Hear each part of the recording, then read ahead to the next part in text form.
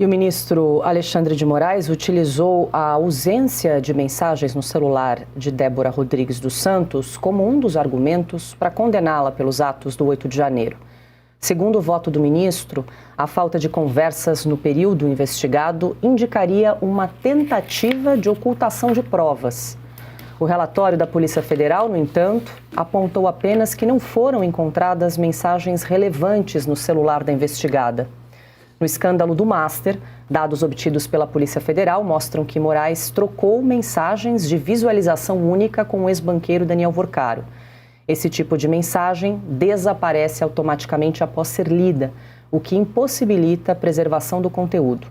Segundo reportagem do jornal o Globo, as mensagens teriam sido enviadas enquanto Vorcaro negociava a venda do Banco Master e relatava o andamento das tratativas.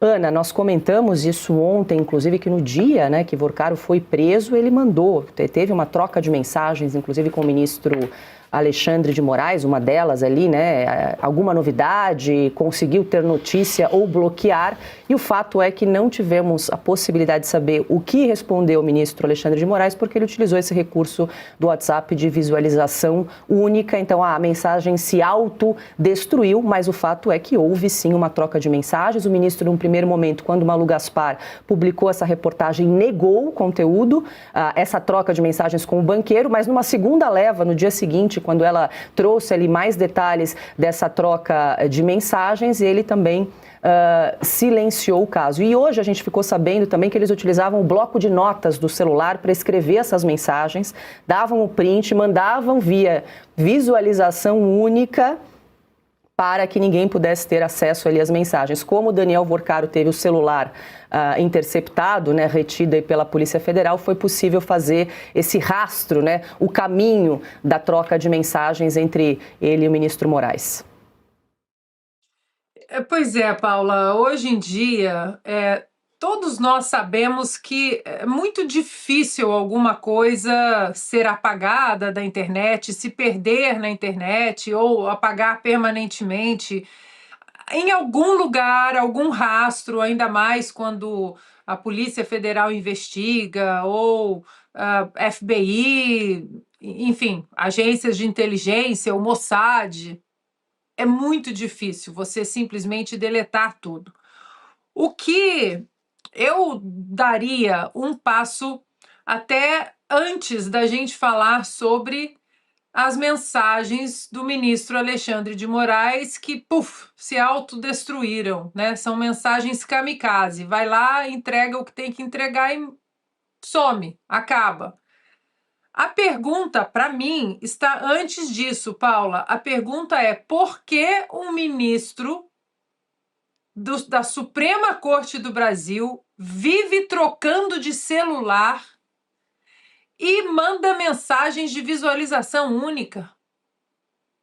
Essa é uma coisa assim que aqui nos Estados Unidos hoje, aliás, desde ontem, a minha vida está impossível de explicar para alguém, minimamente honesto, o que um ministro da Suprema Corte faz se alguém está fazendo alguma coisa errada. Aliás, certa, você não fica mandando mensagem para sumir toda hora, você não fica trocando, ainda mais com um banqueiro que você encontrou, que você conversou no dia da prisão. Esse é o ponto para mim de todas as mensagens, porque, olha, Paula, as minhas últimas 24 horas foram divididas entre acabar de editar o De Leste a Oeste, o especial Irã e Estados Unidos, e aí chegava mais material do Vorcaro e a gente dava um tempo, fazia mais café e passava os olhos nas mensagens. E para mim, assim, eu sei que tem muita coisa que todo mundo ficou chocado, mas para mim ficou muito... É uma coisa assim que não... Alexandre de Moraes não tem que sair do cargo mais, ele tem que ser preso, porque você, no dia da primeira prisão do Vorcaro, 17 de novembro de 2025, no dia da prisão do Vorcaro, há uma conversa entre Vorcaro e Alexandre de Moraes, e nós, como você disse, só sabemos a parte do Vorcaro, não sabemos a parte do ministro, porque as mensagens sumiram. E aí, o que foi dito, o que foi pedido por Vorcaro, conseguiu ter notícia ou bloquear? O ministro Alexandre de Moraes precisa responder isso. Ninguém vai questionar, ninguém vai falar, ministro, o senhor precisa. O que ele pediu? Conseguiu ter notícia ou bloquear?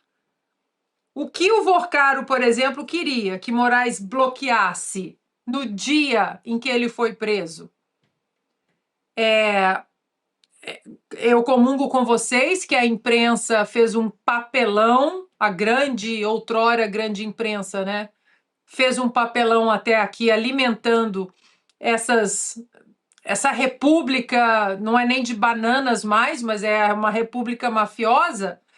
Mas isso tudo está acontecendo por culpa também do Senado, que simplesmente lavou as mãos diante de tudo isso que estava acontecendo e que nós sabíamos que alguma coisa tinha errado. Estava errado com o ministro Alexandre de Moraes e essa coisa magnânima do poder, de bloquear X, bloquear Twitter, bloquear isso, bloquear aquilo, inconstitucionalidades, barbáries, desmandos, e o Senado deu de ombros. Então, essa conta também é do nosso covarde Senado. Marcília, agora tem um ponto. A gente não sabe o que o ministro Alexandre de Moraes respondeu, mas havia ali uma interação entre os dois para montar esse quebra-cabeça. Seria importante ter o celular do ministro Alexandre de Moraes. Seria possível aí uma busca e apreensão nesse caso para montar esse quebra-cabeça ou tem alguma alternativa de um software israelense superpoderoso para resgatar essas mensagens destruídas, apagadas? Pois é, a gente estava... Bom, eles tiravam uma foto, né? Eles escreviam uma mensagem no Word, uma coisa assim. Você se comunica assim com seus colegas? Jamais. Pois é, só de fazer isso mostra como nós estamos diante de uma conduta criminosa, quer dizer, não a conduta em si, mas é um indício é coisa de bandido, né? É coisa de alguém que não está agindo licitamente. Qual o medo de você trocar mensagem com alguém? Enfim, não é republicano, vamos dizer o mínimo. Agora, eles tiravam fotos, digitavam o texto, então, no Word, tiravam foto, mandavam para o outro naquela visualização única que tem no WhatsApp, por isso que sumia do celular do outro, mas ficava no celular de quem enviou.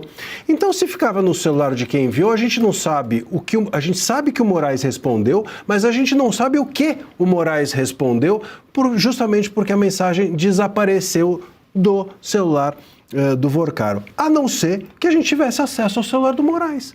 No celular do Moraes vai estar essa foto recebida. Do mesmo jeito que... por quê? Porque o Moraes é que enviou, né? A não ser que ele apagou a sua mensagem, mas a mensagem que o Moraes enviou, assim como a mensagem que o Vorcaro enviou está no celular do Vorcaro, a mensagem que o Moraes enviou está no celular do Moraes. Se isso acontecesse com qualquer um de nós, se o Vorcaro estivesse se comunicando de forma suposta ilícita com qualquer um, não haveria, no dia seguinte, da Polícia Federal bater na porta desse qualquer um para pegar o celular desse outro e saber qual é a conversa que aconteceu. A gente está falando aqui de software israelense, isso que conversávamos até aqui enquanto a Ana estava falando. Eu até comentei que eu cheguei a conversar com um especialista em segurança, e não é o Alan do TI, do Vorcaro, e ele disse que é possível até recuperar essas mensagens. Então a gente fica pensando em esforços, mas veja, o esforço menor é ir lá e pegar o celular do Moraes. Se essa conversa... Apreende logo. Apreende. Se essa conversa é supostamente ilícita, e nós estamos sim diante de conversas que tem tudo para ser ilícitas, bloqueia, conseguiu bloquear no dia que ele foi preso, bloquear o quê? Bloquear o quê se não é a prisão? É óbvio que se tratava da prisão. Então, se tem um ministro, um juiz que está tentando bloquear a prisão de um bandido, ou está recebendo esse pedido e responde a ele, é no dia seguinte, aliás, na mesma hora que esse celular do juiz do Moraes deve ser apreendido. O Moraes precisa ser investigado, precisa haver uma busca e apreensão já ao celular dele. Curiosamente, esse mesmo Moraes é o que se antecipava a fazer busca e apreensões de celular de todo mundo. Passou anos usando esse modelo, esse modus operandi, essa forma de agir para pegar celular do pessoal lá de Roma, para o pessoal que ofendia ele ou que xingava e etc. Saía fazendo a rapa no celular de todo mundo. Agora, quando é o celular dele falando com um gangster, com o chefe de uma quadrilha, que supostamente comprou o Brasil inteiro, aí o celular do Moraes é imbatível? Ele está acima da lei? Ele está acima de toda e qualquer investigação? Não está, não. O celular do Moraes precisa aparecer já, ser apreendido agora. Esse pedido precisa acontecer pela Polícia Federal, pelos envolvidos, e o Moraes precisa passar a ser investigado.